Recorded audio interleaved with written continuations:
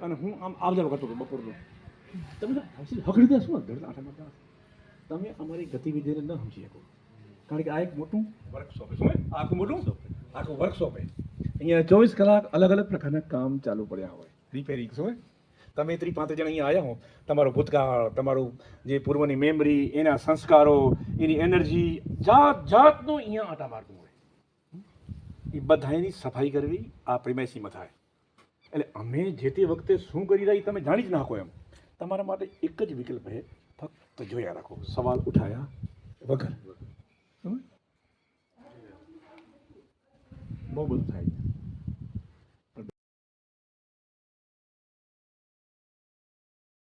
કર્મ કરવા જવા નહીં પડે. તમે જે કરશો એ બધા સત્કર્મ જ હશે.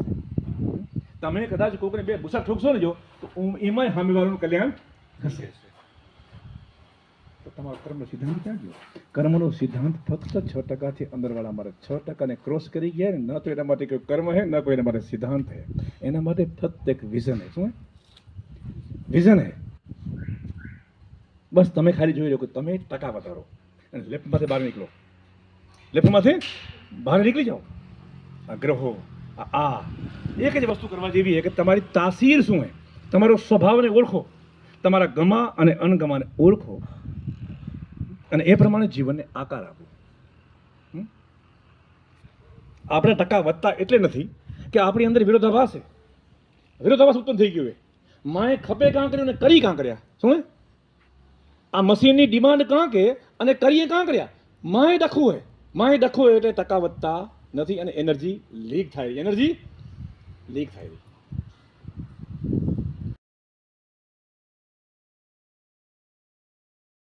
જન્મી મી વર્યો ને ખડ ઉગ્યું. મી વર્યો ને ખડ ઉગ્યું. વાવ્યું કે નહીં? નથી. લગભગ ખડને વડે ઉગી નીકળ્યા આપણે. Okay, by mistake. તમે એમ જેમ કહો. હવે વાત એ જાગી જવાની. તો હવે જન્મવાનું કરતા પહેલા મરવાનું શીખવું પડશે. શું મરવાનું શીખવું પડશે. હવે જન્મી ગઈ, જન્મી ગઈ. હવે એમાં કઈ ફેરફાર થાય હમણાં થાય એવો નથી. તો હવે મરવાની વાત આપણે બાકી પડીએ છીએ. મરવાનું બાકી છે તો વાત મરવાની કરી લઈ. હવે કરવાનું શું હે? ચાલો અધ્યાત્મ કે ભગવાનને ઘડી પર એકમાં મૂકો. એક કામ કરવાનું હે કે હવે જઈ આપણું મોત આવે, જઈ મરી તઈ જાગતે જાગતે મરવાનું. શું કરવાનું? જાગતે જાગતે મરવાનું. અને જો જાગતે જાગતે મરી ગયા તો તમને સત્તા વિશેષ આપવામાં આવશે કે હવે તમે માતા પિતા પસંદ કરી લો, તમારી ઈચ્છા પ્રમાણે. નવો એજન્ડા શું હે? નવા એજન્ડા પ્રમાણે ગ્રહોની સ્થિતિ કેવી ગોઠવાશે અને એ વખતે તમને કેટલા માણસો એ વખતે પૃથ્વી પર ભાઈબંધ દોસ્તારો ખપશે. તમારી એક ટીમ તૈયાર થાય. એ ટીમ જે ફરી પૃથ્વીમાંથી આવો તો એમ કે તું હે ને જે ઓલા ઘરે જા, હું ગામમાં હું એને ઘરે જન્મ છે, તું ઉપાય જા, તું હું અહીંયા આવતા રહું. અને પછી અમુક સમય આપણે અહીંયા ભેગા થશું અને પછી એક મિશન ચાલુ કરશું અને પછી આગળ વધશું. એક પ્રોગ્રામ ફિક્સ થઈ ગયો, ડેટા લોક થઈ ગયો અને પછી કામ કરશે પ્રકૃતિ. પ્રકૃતિ કરશે. હવે જે માતા પિતા નક્કી થયા તો એ જે આત્મા જે છે, જે જન્મ લેલા રહીએ, એ એના માતા પિતાને પહેલી રિપેર કરશે કે મારે અહીંયા જન્મ લેવો હોય તો મારી મા બાપ કેવા છે, એની શરીર સિસ્ટમ કેવી છે. એટલે એનો જન્મવાનો સમય આવે એના પહેલાં એનું બીજ રોપાય પહેલાં એ ખેતરને તૈયાર કરે. શું કરે? કોણ? આવનાર જીવ. યાદ રાખજો. કૃષ્ણને જન્મવું તું તો રિપેરિંગ માટે દેવકીને અને નંદ એટલે વસુદેવને જેલમાં પૂર્યા. એ શારીરિક તૈયારી હતી, સિસ્ટમને અપડેટિંગ કરવા માટે તપ હતું કે આવા માતા પિતા તપ થાય પછી જ મારે એન્ટ્રી થશે. કારણ કે મને જન્મ આપવા પડે, માતા પિતા ખબર ને. તો તમે એમ કહેશો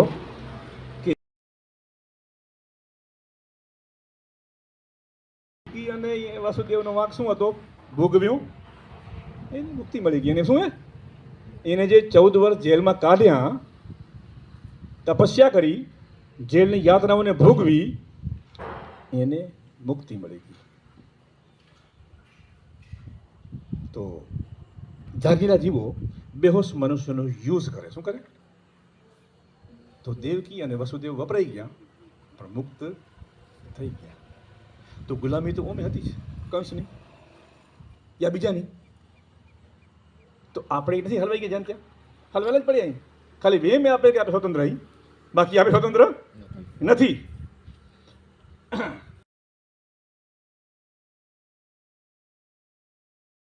છૂટતા જાય. હવે જે બંધન તમારી ઇન્ટરનલ છૂટી રહ્યા હે એ કાંઈ જગતને દેખાશે નહીં દેખાય. તો જગતને ગમે વાતું કશે ઊંધી હમી તો મશીનો ખકડતા હોય એમાં થોડું ધ્યાન દેવાનું હોય. તમને લાગશે કે આ તો ઠામડા ખકડે ને આમાં થોડું ધ્યાન દેવાનું હોય, કરવાનું એમાં ન કરવાનું. હે અને આપણે દુનિયાની વાતોમાં ઉલઝી ગયા. શું કામ ઉલઝી? કે આપણી સેન્સ 6% નીચે એટલે સમજ. તમે જેવા 8%માંથી ઊભા થાવ ને એટલે તમને બધું કોમન લાગે, નોર્મલ લાગે. આ શું બધી આમ થતી ઘરમાં કોઈ વાત કરે, રમણી વાત કરવા જેવી વાત હે મૂકો ને. આપણે એવી કેટલી લફુમાં ઉલઝેલા હોય કે જેનો કોઈ એકે એંગલથી મતલબ નથી. એવી કેટલી ચીજો આપણા જીવનમાં આપણે અગત્યનું લઈ લઈને ફરતા હોઈએ જેનો એકે એંગલથી મતલબ ના હોય. અને એ પાછી બહુ બધી મતલબ નહીં એવું આપણે માનતા હોઈએ. એ બધુંય ખરી પડશે, બધુંય ખરી પડે અને અંદરથી ખુમારી ઉત્પન્ન થાય. ખુમારી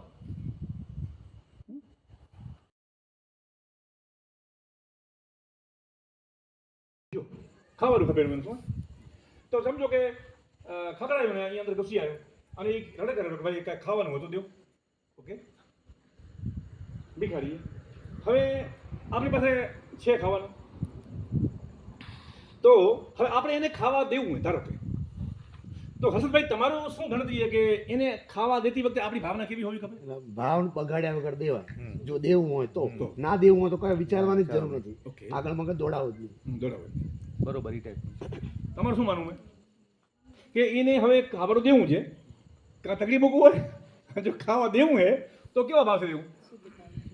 ચોખ્ખા ભાવ ચોખ્ખો મીન્સ કેવો? ઘી વાળો, તેલ વાળો? મોટા વિચાર ના કરીને તમારું હતું તમને અર્પણ.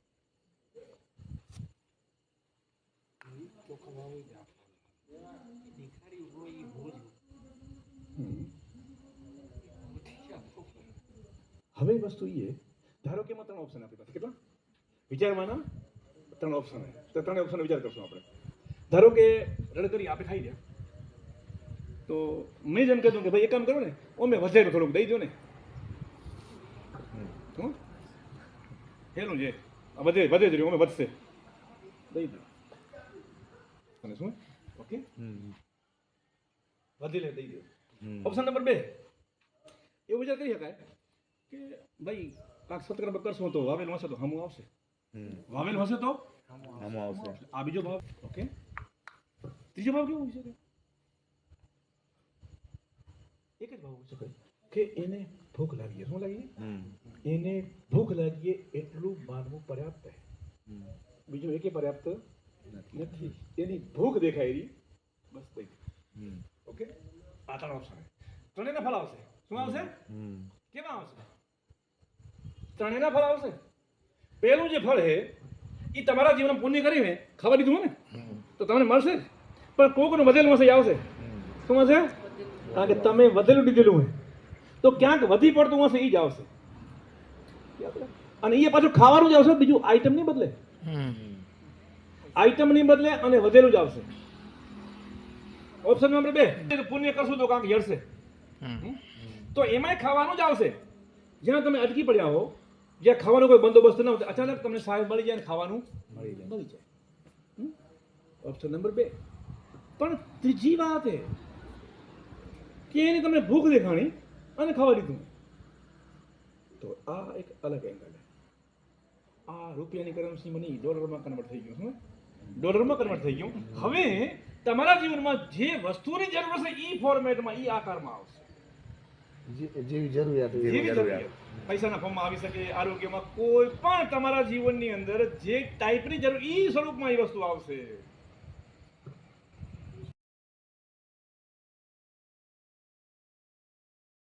ફોલો કરી રહી મેં ઘટનાઓ આપણે ફોલો કરી રહી. આપણે ઘટનાઓમાં હલવાયેલા હતા એને બદલે ઘટનાઓ આપણે ફોલો કરી રહી. જેથી હું બને ને તેથી સમજી જવાનું કે હવે આપણે પરમ સત્તા હારે કનેક્ટ અને પછી જેમ જેમ તમારું ઇમ્પ્રુવમેન્ટ વધશે, તમારું મન જેટલું વિશાળ બનશે એટલી નેચર પ્રકૃતિ તમને વિશેષ સત્તા આપશે. શું આપશે? વિશેષ સત્તા. તમારા અલગ અલગ ચક્રોને એક્ટિવેટ કરી તમારા મશીનની જે ટાઈપ હશે ને એ પ્રમાણે તમને પ્રેરણાઓ કરી અને તમને કશું કરવાની પ્રેરણા આપશે. કે જે તમારું મશીન કરી શકે એમ છે. મશીન કરી શકે એમ છે.